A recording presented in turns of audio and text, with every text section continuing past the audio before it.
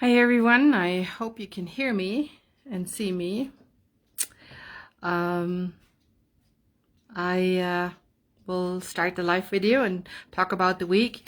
If you've been on Facebook before, you've seen the calendar a little bit about the week that we're talking about. I am going to switch this here and show you if I can. If I find it. There you go. This is the page for next week from my pocket calendar. Starting with Monday the 1st, All Saints Day, and ending up with the 7th, Sunday. Let's see here. This is the same on my wall calendar for this year. And since we're at it, I'm going to show you the picture of the new calendar for next year before I switch back to this thing here. Okay. I am not sure. There you go. That might be better. That might be better. Let's start this. So I can't explain all the symbols all in 10 minutes, but I'll do my best to explain this week.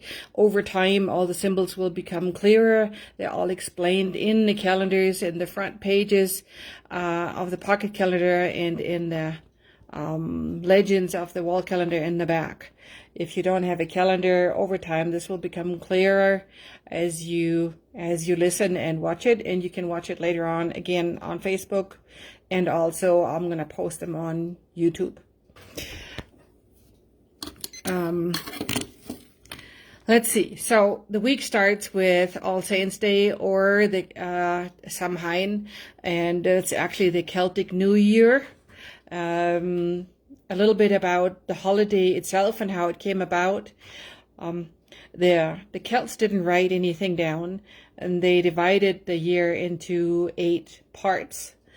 Summer solstice, winter solstice, spring and fall equinox, and the halfway days in between, which were called quarter days. So All Saints Day, or Samhain, or Halloween, known as Halloween, was known as a quarter day between the fall equinox and the winter solstice. And astrologically, it falls actually on November 7th and not October 31st or November 1st.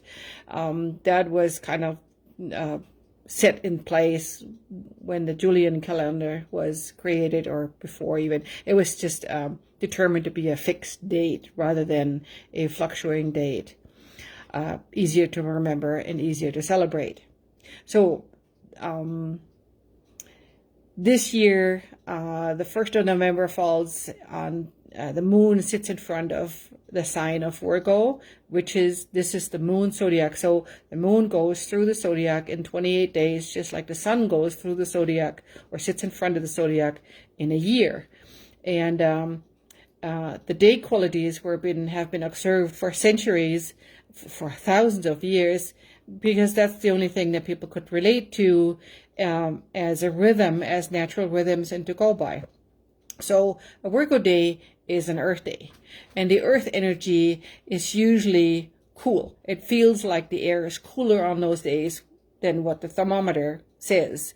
And it is earth days are usually, at least in the Black Hills here, can be quite wet. More so than actually water days that are damp in the air, but not necessarily with downpouring.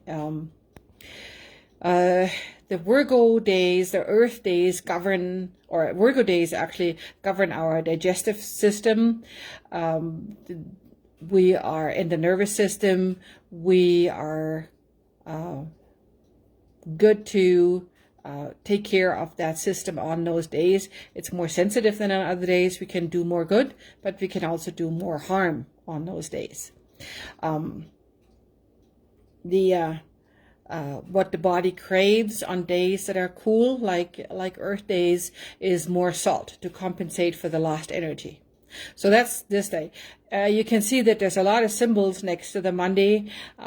Any waning moon days with the blue moon, from full moon to new moon, are more intense in our activity. Earth takes in energy, and humans and animals give energy. So we exert energy. We're more prone to do things. We're more able to be active. And on those, on Virgo days, that's called the work days of the week, of the month anyways. They're, in this case, they're good for painting and for transplanting and for fertilizing and moving plants from one pot to another. Earth days are root days, and so the roots of a plant are the ones that are likely to be handled, or best to be handled on those days. Followed by Tuesday, All Souls Day, the moon moves into the sign of Libra, which is a light and air sign, usually windy on those days.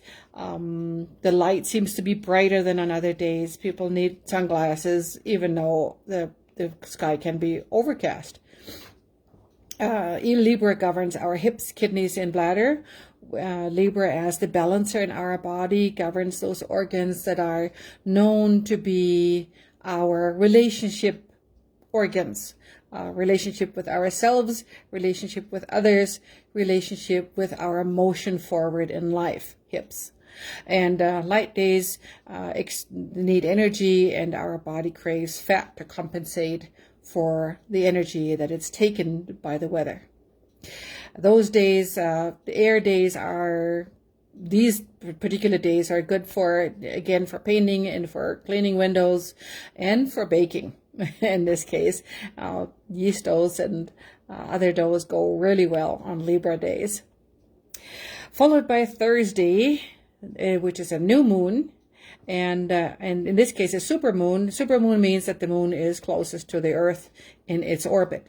That's the only thing. And it falls into the sign of Scorpio. So Scorpio is, of course, a water sign.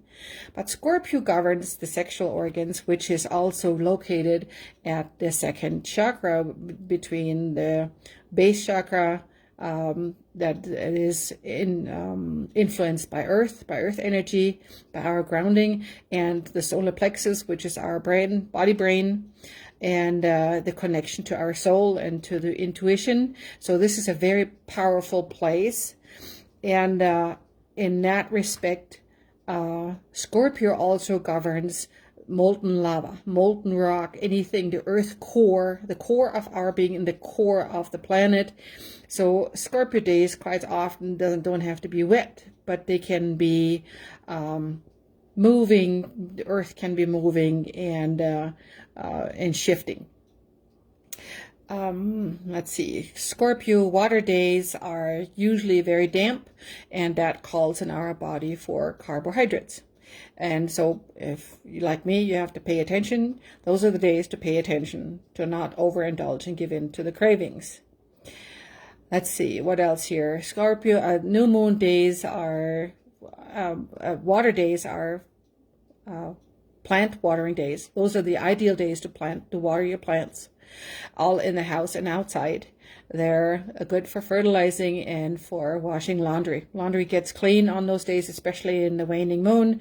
You don't even need soap. You turn this whole thing around towards full moon and nothing becomes clean, no matter what kind of a day, usually.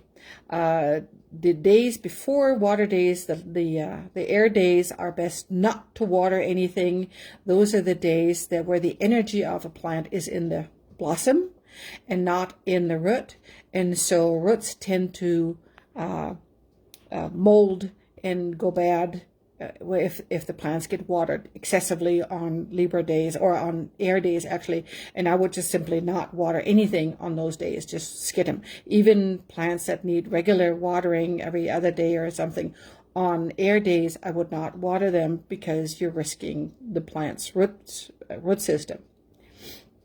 So then after new moon, We still have another day in Scorpio, but you can see there are a lot less symbols on it because the waxing moon is less active. The earth sheds energy, and the body, physical body, takes in. We're absorbing energy those days. It calls for peace and quiet, and it calls for less activities physically. So that's kind of to be noted, that there's always a rhythm of 2 weeks where we are likely to be more active, and 2 weeks where we are likely to not be so active. Take it into consideration with your plans. You'll feel better if you allow your body to go with it. So then Saturday and Sunday are the moon moves into Sagittarius, which is a fire day, and fire days are usually felt as warmer days than any other, even though the temperatures may be cold or the weather may not look so much, but they're felt warmer than other days. And for that, the body craves protein to counter the warmth, the excessive heat, and the sweating. So those are ideal days to give in to cravings for protein. Now, Sagittarius governs the thighs and veins in us. So if you have problems in your thighs, those are not the days to overexert them. But it's a great day to go to a massage and get those thighs and legs all loosened up. The symbols on Sagittarius, it's the fire days are governing the fruit of any plant. So these are usually ideal for buying fresh vegetables and fruit in the store, because the moment of touch is important for the quality, not when they were harvested or who or what, but the moment of your touch is important to the quality and the longevity of your food that you buy. And they're also good for making jams and preserving and cooking and freezing and all these kind of preserving items. So there's one more thing about Sunday the 7th, and that's mentioned here, that's the day when the daylight savings time is shifting back to normal time. And I'll leave it at that. There's a lot more that I could say about all the different symbols. It'll become clear over the weeks as we talk here every week. And you can certainly ask questions and text them to me or send them here, and I'll be answering all the questions as I can.